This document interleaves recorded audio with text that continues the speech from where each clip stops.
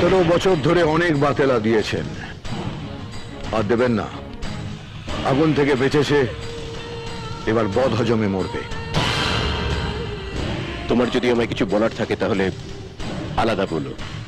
আমি জানি আপনি একটু আড়ালে আবডালে কথা বলতে ভালোবাসেন, কিন্তু এখন থেকে যা কথা হবে সবার সামনে হবে। কি চাও? একটা সত্যি কথা, যেটা আপনি বগলের তলায় লুকিয়ে রেখেছেন, এবার বগলটা তুলে দেখিয়ে দিন। আপনার বুগনিতে বিশ্বাস করে এরা যদি এখান থেকে চলে যায়, তাহলে আপনি এই জায়গাটা প্রমোটারের হাতে তুলে দেবেন। এটা তোমার মন গড়া কথা।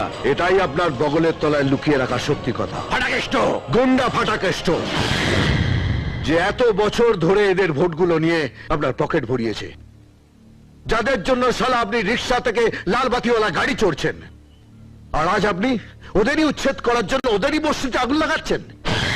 6 জন মারা গেছে, অনেকজন আহত, তার মধ্যে আমার ছেলেটাও আছে।